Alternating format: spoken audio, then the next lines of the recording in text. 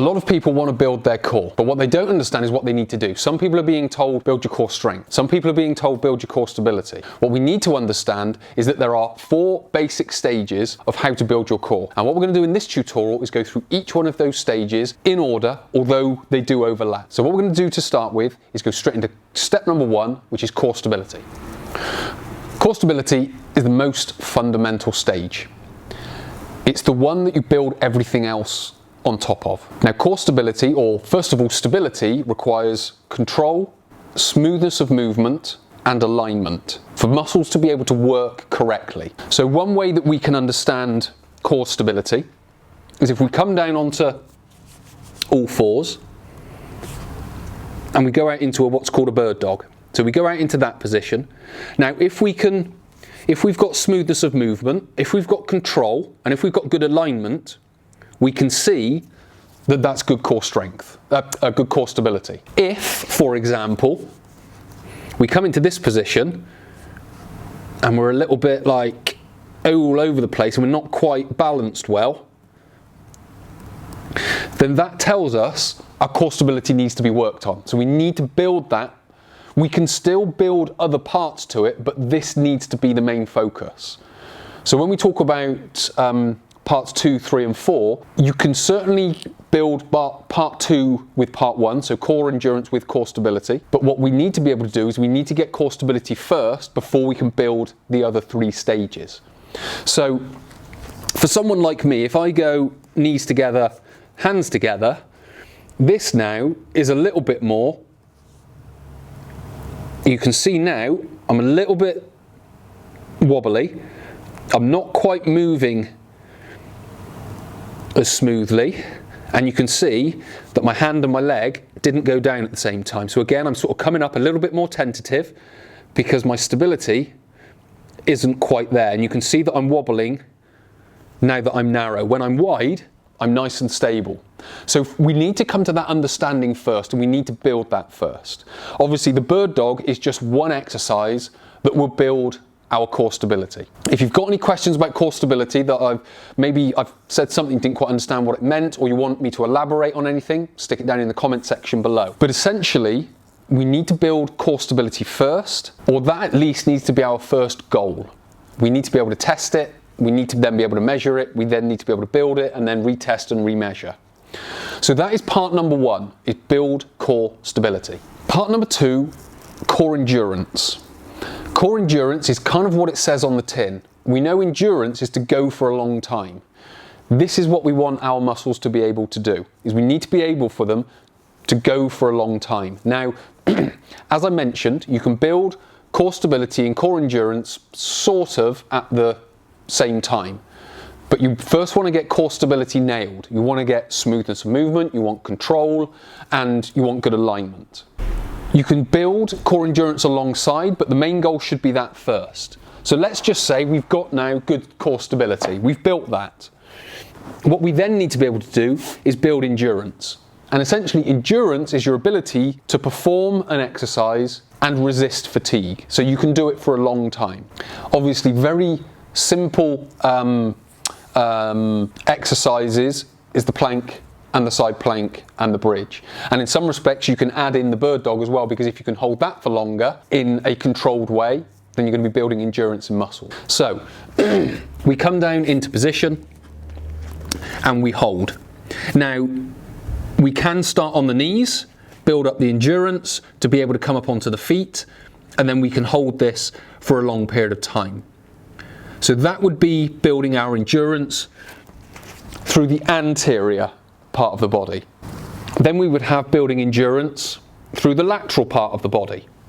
Again, we need good alignment. So if we start dropping, our muscles don't have the endurance to hold the proper position. So they don't have the stability to stay there, and they don't have the endurance to stay there. So what we need to be able to do is hold that position for a prolonged period of time. So we've got the stability to get there, and we've got the endurance to stay there.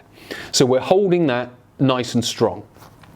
Obviously then we would do one side and then we would do the other. If you want to watch more tutorials like this, please do just hit the subscribe button and the bell icon, and you'll be sent more like this. I've got loads of videos on core strength, core stability, core endurance and core speed strength, which is what we're talking about here. but hit that subscribe button and you'll get notified when I release more. Now, with regards to posterior, very simply, we would come into bird dog, up, again, glute squeeze and hold. We could then progress that, single leg, glute squeeze and hold, glute squeeze and hold. Again, if we bring stability into the bridge, what we would do,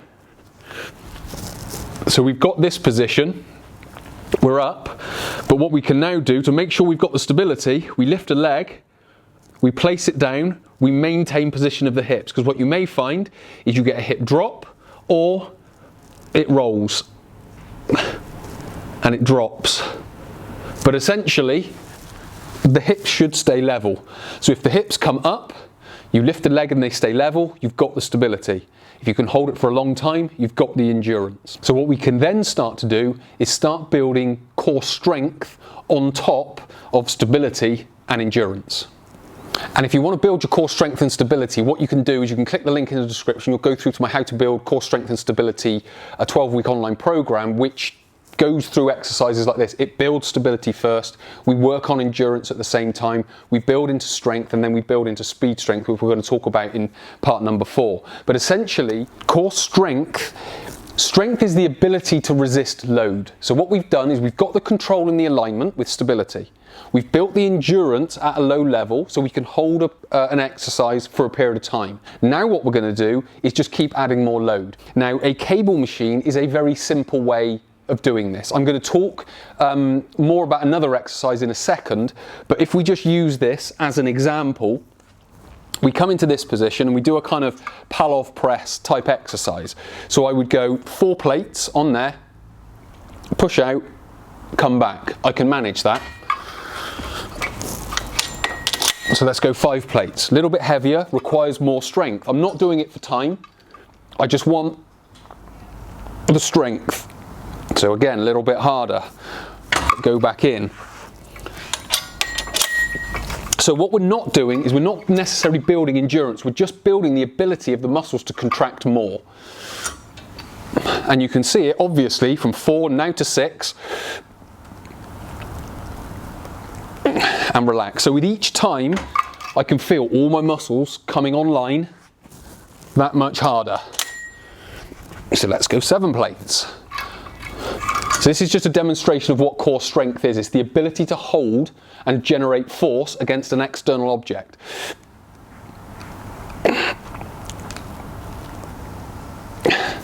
And relax. So we'll just try one more. So we'll go up to 8 plates. But now I can start to feel it pull me. So I'm now starting to lose strength, or starting to get to my sort of limit.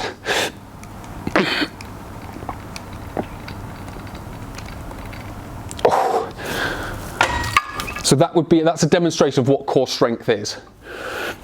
Just very simply going from 4 plates to 8 plates. I've got plenty of strength here, I can do that, but as it gets up to 8 plates, then it's starting to get harder. You can see the difference, moving a little bit slower, a little bit harder to do, or a lot harder to do. So essentially that is what core strength is.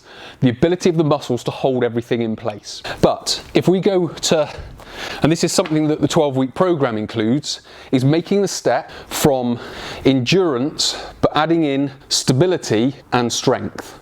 So now that we've built stability, we understand what it is, control and alignment. We've also built endurance, that we can do it for a prolonged period of time. We can then layer strength on top, and we can include it in an exercise. So what we do in the 12-week program is we come into a plank, and what we do is we lift an arm up. Now, when I lift an arm up, 2 things need to happen. 1, my hips need to stay completely still. That's the most important bit. If we can do that, we've got the stability. The second thing is the muscles are required to generate more force to hold that position. So that's the strength happening. So when I lift the arm up, the initial reaction is to compensate, but we want to maintain position, because what wants to happen is we come into this position, and what will probably happen at the start for most people is they'll do that to compensate. That shows they don't have the stability and they don't have the strength. When we come into this position and we do that, we've got the alignment of the hips, they're stable. We've got the strength going throughout the hip and the torso to hold it all in place. So that is a very simple way of going from that more stability and endurance phase into that strength stability phase. So you're always, and endurance is there because you're going to be doing it for a prolonged period of time. So we build that up. We build it from a couple of reps all the way up to 10, 12 reps. So you then have stability, endurance, and strength in a muscle. But core strength is the ability for the muscles to hold the body, and then you put the stability so it doesn't rock around, and the endurance so you can do it for a long period of time. The final stage is speed strength. And what is speed strength? Well, it kind of is what it says on the tin. It's strength but done at speed. So what does that look like? So this is the final part of the 12-week program. So we've built all the way up through, we've built the stability, we've built the endurance, we've built strength and strength stability. What we then start doing is building in more of all of that, but we do it at speed. So an example of speed strength is here, and then taking a lightweight 8 kilo kettlebell and not throwing it over the shoulder, but it's like we're throwing it over the shoulder. So we go here and we move it. So we've got the control. We've got a little opening and closing, but it's not, I'm not moving from the spine. That's being used as like an elastic band. So it's opening, snapping back, opening, snapping back, opening, snapping back. I'm getting the movement from the shoulder and the momentum is pulling me, and then I'm snapping it back. And that's how our core's working here, is the fact that the core is resisting movement, which is the most important sort of part when it comes to sports, exercise, and fast movement, is you want your core to be acting like a spring, elongating and then snapping back, but essentially resisting movement. So if we can build all of those 4 parts, we're going to be building core strength, core stability, core endurance, core strength, and core speed strength, doing it in the right order, but building every part of the core up as we go along. And as I mentioned, if you've got any comments, stick them down below. If you want to do the program, click the link down below. And if you want to watch more of this, hit the like and subscribe button. Many thanks. My name is Chris. I'll speak to you in the next tutorial.